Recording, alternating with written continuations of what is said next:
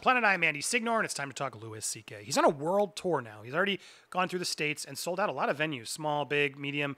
And now he's over in Israel. He had 2 sold-out shows. And he called the crowd there. He said, I'd rather be in Auschwitz than New York City.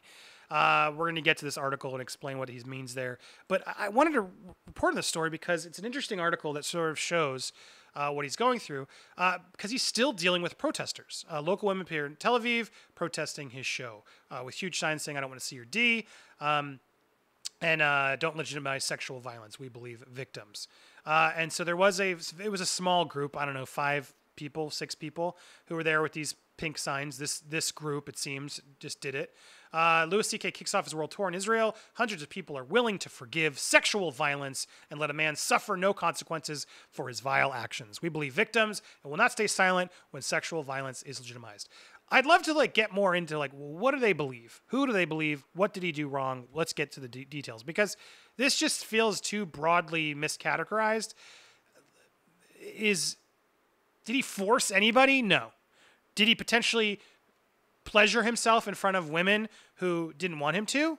I believe he might have. And I believe they were in uncomfortable situations that put them in that spot where they might not want to acknowledge, no, Louis. Because Louis was a big guy in Hollywood. And so you sort of want to please the big guys so you don't get a target on your back. Like, oh, she's difficult. And, oh, yeah, don't hire her. Before Me Too happened, that was the common thing in the industry. So I understand why some of these women may have felt like, ugh, no, I don't want to say no, but I didn't say yes.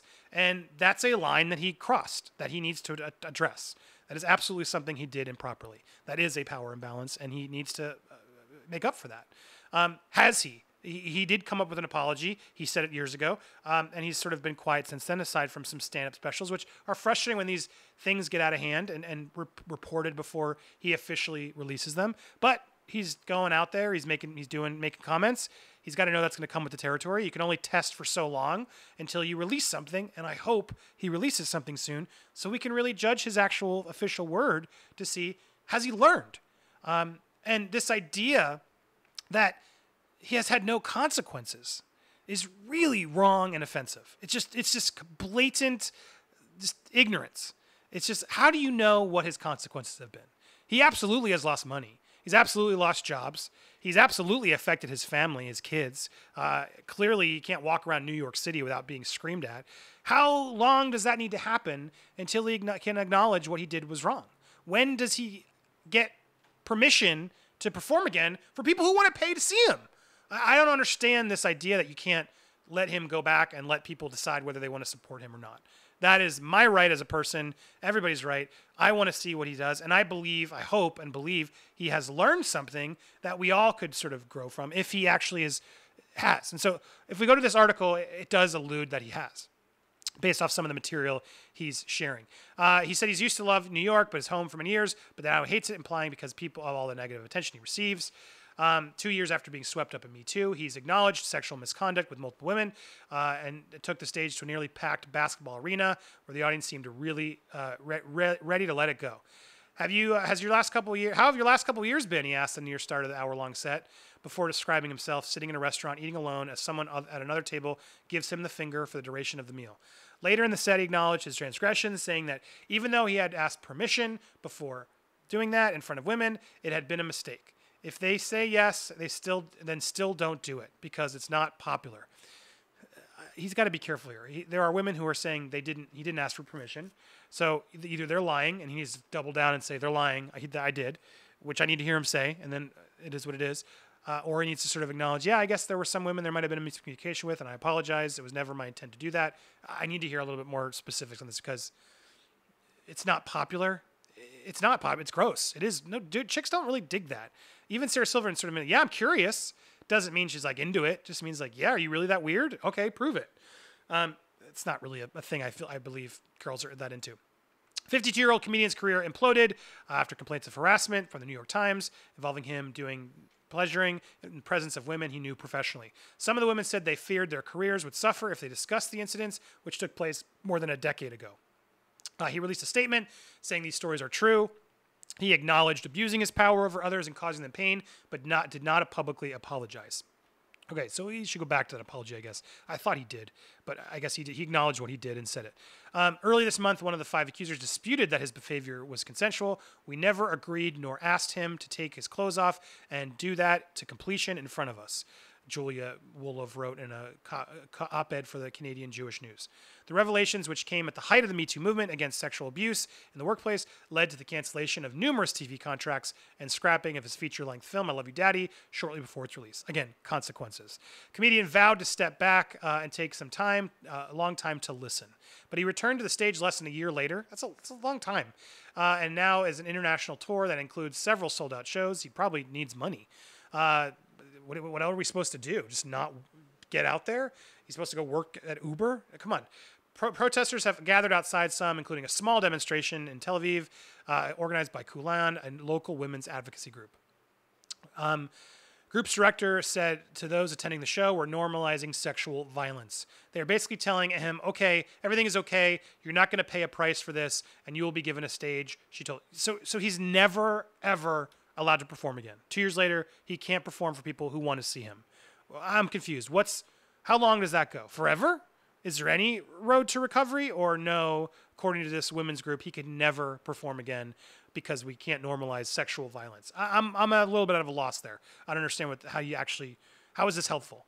Most of more than a dozen audience members who spoke to the Associated Press had heard about the scandal.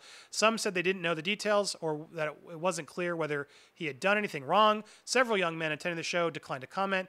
Twitter is fragile, one muttered as he strode away. Feminists. The show drew an audience of around 5,000 men and women of all ages. Most appeared to be fans who felt the severity of the misconduct was not enough to justify a boycott. We don't support what he did to those women, but we like him as a comedian, said Asaf, who came to the show with his wife, Tal. They declined to give their last name out of privacy concerns. It's not like he raped someone, he added. It's like a little bit complicated. She noted that Louis C.K. had reportedly asked permission before doing it in front of women and said it shouldn't end the career of a genius. But she also acknowledged that the pervasiveness of sexual misconduct. She finally concluded that paying to see Louis C.K. was like supporting animal rights and still eating meat. That's a fair comment, I think. And it is what it is. It's true. And true, PETA won't let you do anything. And as a veggie person myself, I think PETA is too extreme.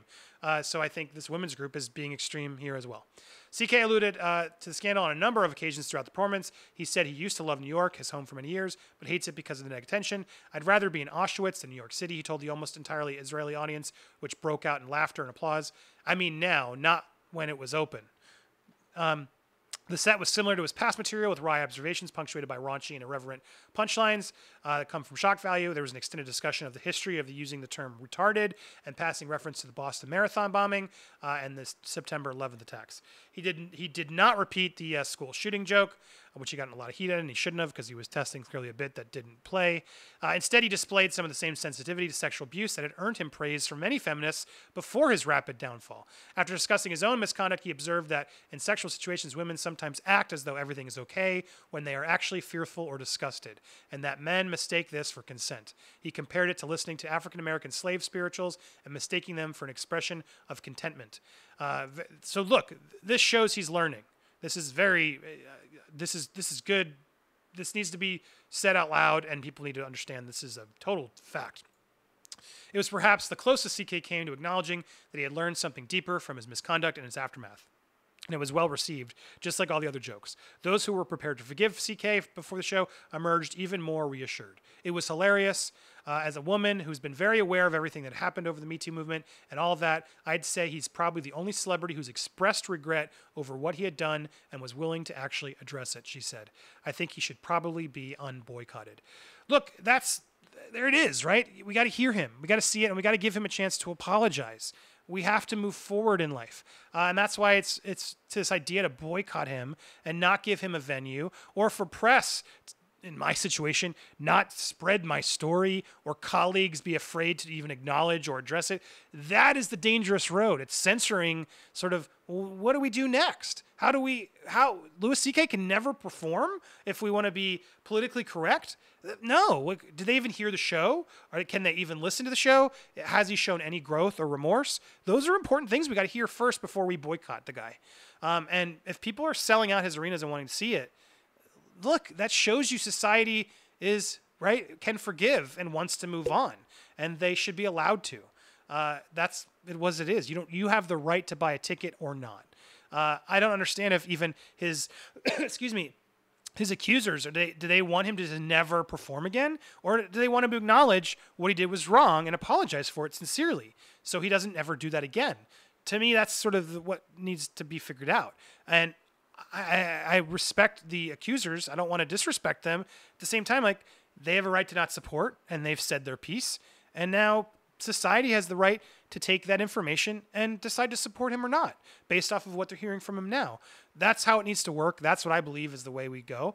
And I hope we can hear his special publicly soon. I hope after this tour, he can take all that intel and put together a special somewhere. I hope some outlet has the guts to put it out, because I think it'll be very popular. Because let's be honest, it's important we hear from him. It's important people like us who have been through those situations get the chance to talk and apologize and share what we've learned to show that we're better, instead of just continue to be kicked and labeled something that we're no longer are. We have to be able to grow as a society, or we're doomed. So this was just an important topic for me to discuss. What do you guys think?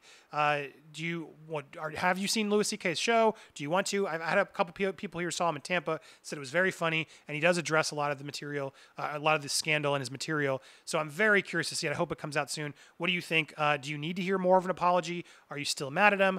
Or do you feel like he's proving he's learned enough that we can move forward and let him get back to doing stand-up comedy at least? Let's share your thoughts in the comments down below. Thank you so much for watching. As always, I'll be back with more content soon. Please sure to subscribe, and also check out the join button. I got a lot more content like this that I'm going to be posting to members of my YouTube channel, and if you go support there, you'll be keeping content like this going. People like me who have trouble getting the algorithm in my favor and just getting gigs out there as hard as I'm trying, I'd be grateful for your support if you like my content. It's a way to give and support this channel moving forward. So thank you for checking it out. Thank you so much for watching. And again, like I said, we'll be back with more content very soon. Bye, everybody.